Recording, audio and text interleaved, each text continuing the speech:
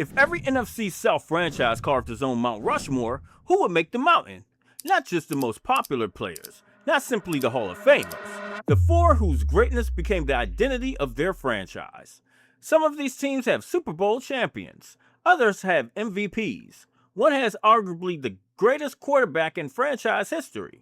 Another has the greatest linebacker duo football has ever seen. And before this video ends, one fan base is probably going to accuse me of leaving off their favorite player. Let's build the mountain. For decades, the Saints were known more for heartbreak than championships.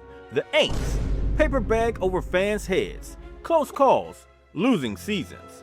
Then everything changed. But the mountain isn't just about the championship years. It's about everyone who transformed this franchise into one of the NFL's most respected organizations. The first face is automatic. No player has ever meant more to New Orleans football than Drew Brees. When he arrived in 2006 after shoulder surgery, many believe his best football was behind him. Instead, he completely changed the history of the franchise. 9 playoff appearances, 7 division championships, a Super Bowl victory, a Super Bowl MVP, over 68,000 passing yards, nearly 500 touchdown passes. But statistics aren't why he's first. After Hurricane Katrina, New Orleans needed hope. Brees became far more than a quarterback. He became the face of the city's recovery. There simply isn't a Saints Mount Rushmore without Drew Brees standing front and center. Before Brees, there was Rickey Jackson. 15 seasons terrorizing quarterbacks, a 6-time Pro Bowler, 5-time All-Pro, over 130 career sacks, despite sacks not becoming official until years into his career. He anchored the legendary Dome Patrol, one of the greatest linebacker units the NFL has ever seen. Long before New Orleans became known for its offense, Rickey Jackson made them feared on defense. Great teams are built in the trenches. Few players dominate there better than Willie Roaf.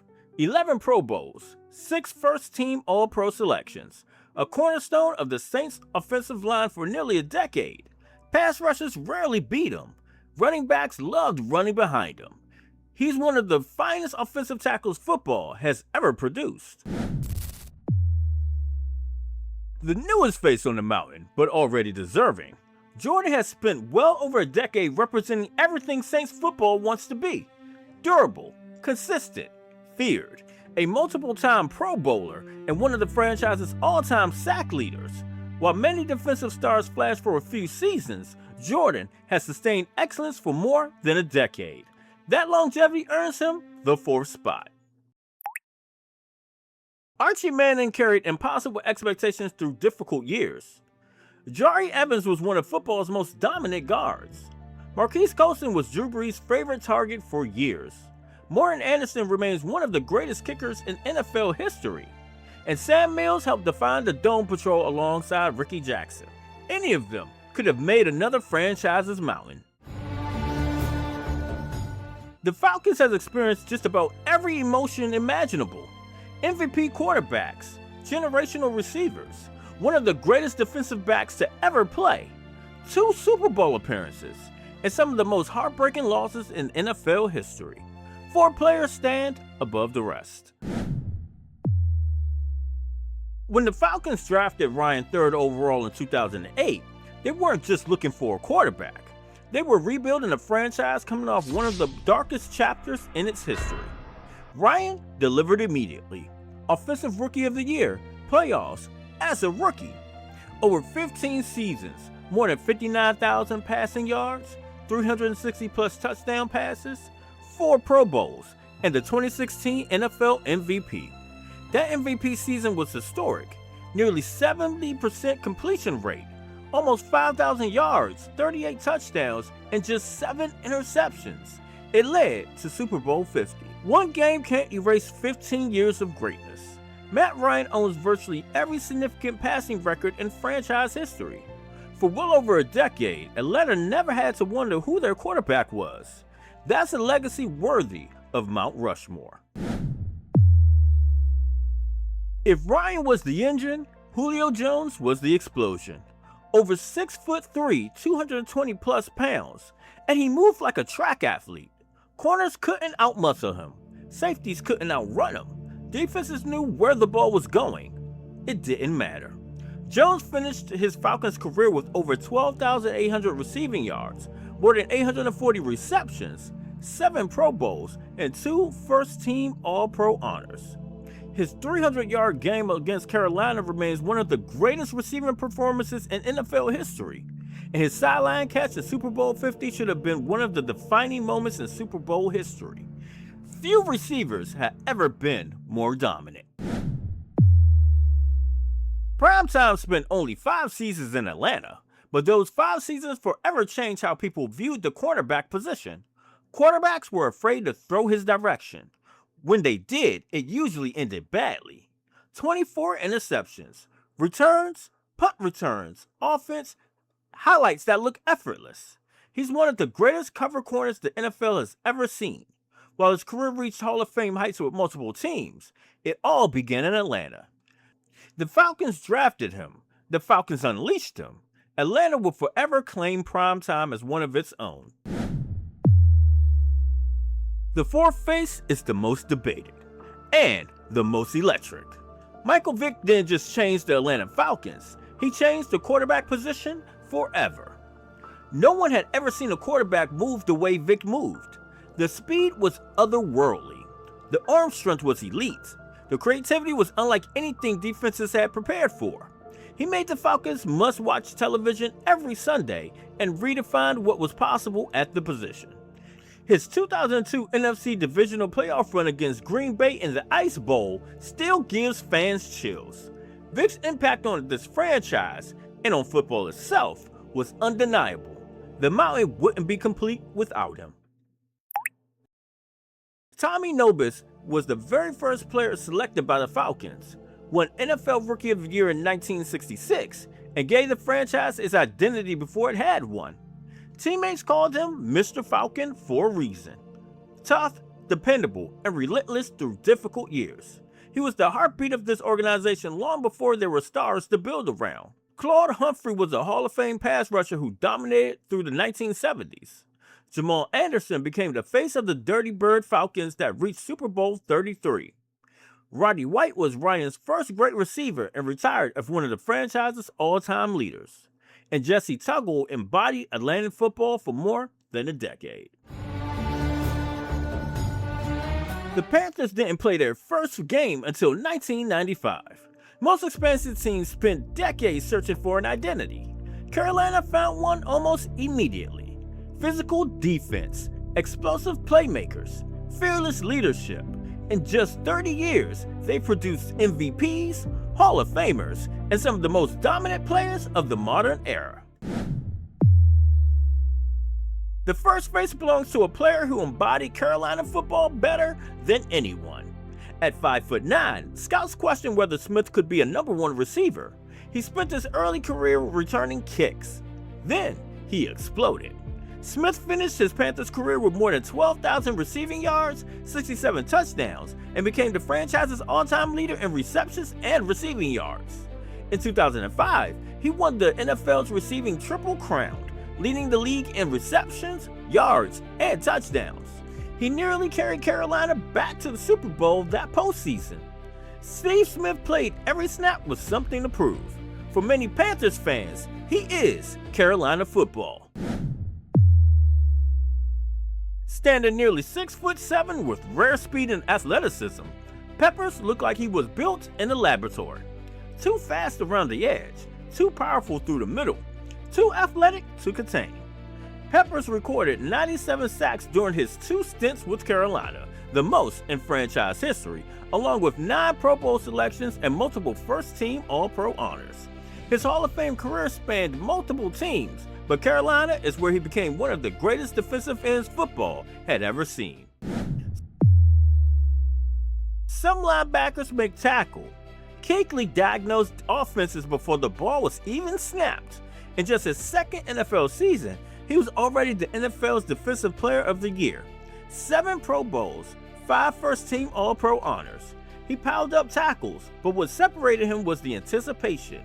He seemed to know where every play was going before anyone else. His career ended far too early. Concussions forced him to walk away while still playing at an elite level. It's one of the great what-ifs in modern NFL history. Even without 4 or 5 more seasons, Luke Kuechly is unquestionably one of the 4 greatest Panthers ever. No player changed the Carolina Panthers more than Cam Newton. Selected first overall in 2011, the NFL had never seen anything quite like him. A quarterback with the size of a linebacker, the speed of a running back, and the arm to launch the ball anywhere on the field. Then came 2015. 35 touchdown passes, 10 rushing touchdowns, NFL MVP, and a 15-1 record that carried Carolina to Super Bowl 50. Although the Panthers fell short against Denver, Cam owns nearly every meaningful quarterback rushing record in team history and remains the face of the most successful era Carolina has ever experienced. There's never been another Panther quite like him. Thomas Davis overcame 3 ACL tears to become one of the most inspiring players in franchise history, forming a legendary linebacker trio alongside Kuechly and Shaq Thompson. Jordan Gross quietly became one of the NFL's premier left tackles over a decade. Musa Muhammad caught one of the longest touchdown passes in Super Bowl history. And Sam Mills, though he spent only a few seasons in Carolina, helped establish the culture. His keep pounding speech remains woven in the identity of this organization. The Buccaneers began as one of the worst expansion teams in professional sports history, losing their first 26 games. Then, over time, they built one of the most feared defenses the NFL had ever seen. 2 Super Bowls, Hall of Fame-laden roster, and a toughness that became the identity of the franchise. While Tom Brady helped deliver a championship late in his career, the mountain isn't about the biggest celebrity. It's about the players who built Tampa Bay football. Every franchise has one player who changes everything. For Tampa Bay, that was Leroy Selman, selected with the first pick in franchise history in 1976. He arrived on a team that couldn't win.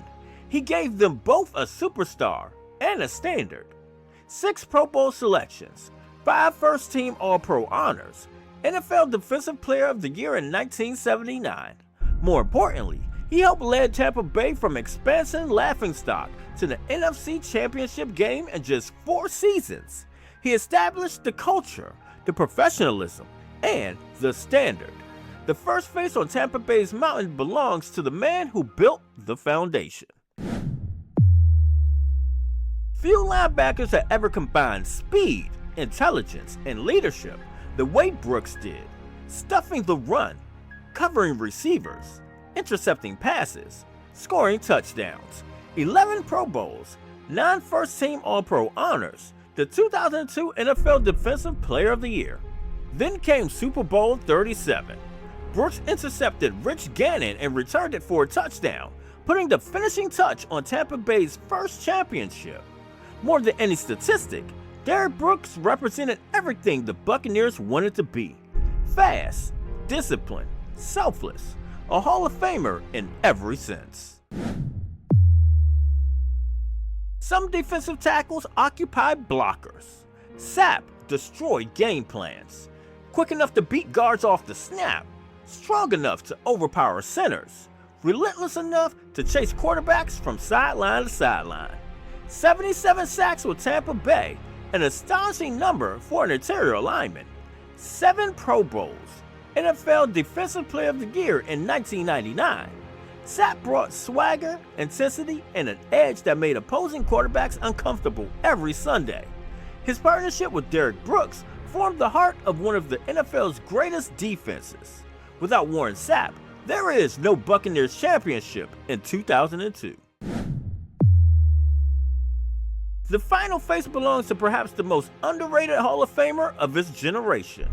Rondé Barber didn't overwhelm opponents with size. He beat them with instincts, preparation, and an unbelievable consistency. 16 seasons, all in Tampa Bay. 47 interceptions, 28 sacks. The only player in NFL history with at least 45 interceptions and 25 sacks. That combination may never be matched.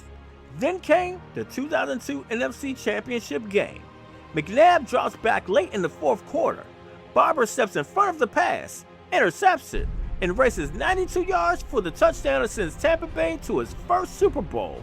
It's arguably the most important defensive play in franchise history. John Lynch was the intimidating enforcer of the secondary and one of the hardest hitters of his era. Levante David has quietly built one of the finest linebacker careers of the 21st century and deserves far more national recognition. Mike Allstott would be in the NFL's all-time fullback Mount Rushmore if there were one. And if we're including coaches, Tony Dungy belongs in this conversation. He built the defensive culture and the winning standard that eventually delivered a championship, even if he didn't get to finish the job himself. And then there's Mike Evans. 11 straight 1,000-yard seasons to open his career, the greatest wide receiver in franchise history, a key piece of the second Super Bowl championship. Evans may be the toughest cut in this entire division. The debate is real. Does he push Barber off the mountain? Does his sustained excellence over a decade plus demand a spot on the rock? The argument for keeping this mountain defensive is that the Buccaneers were built on that defense long before Brady or Evans arrived, but the debate is rightfully a heated one. And yes, Tom Brady, 3 seasons, 1 Lombardi Trophy, another Super Bowl MVP. The legacy is undeniable, but Mount Rushmore is about defining an organization's identity, and Tampa Bay's identity was built long before Brady arrived. If only 4 faces can be carved into stone: Leroy Selman, Derek Brooks, Warren Sapp, and Rondé Barber. And there it is, the Mount Rushmore for every team in the NFC South. Saints, Drew Brees, Rickey Jackson, Willie Roaf, Cameron Jordan. Falcons, Matt Ryan, Julio Jones, Deion Sanders, Michael Vick. Panthers, Steve Smith Sr., Julius Peppers, Luke Kuechly, Cam Newton. Buccaneers, Leroy Selman, Derek Brooks, Warren Sapp, Rondé Barber. Now comes the fun part. Which mountain do you agree with? Which player got left off? Should Tommy Nobis have held his spot over Michael Vick in Atlanta, the Falcons' first ever pick and the man who gave them an identity before they had one? Or does Vick's generational impact on the quarterback position earn him the mountain? Is Mike Evans already Tampa's greatest player? Or does his decade plus of dominance push one of those Bucs defenders off the rock? Should Sam Mills have made Carolina's mountain despite splitting his career between New Orleans and Carolina? And is there anyone who belongs to the Saints mountain over Cameron Jordan? Let me know your Mount Rushmore in the comments, because if there's one thing NFL fans love, it's debating greatness. If you enjoyed the series, like, subscribe, and check out our other divisional Mount Rushmore videos and other content. We'll keep carving another division into football history, one mountain at a time. Until next time, we'll stay on the grind, cranking out exciting football content for you on the Pigskin Grind.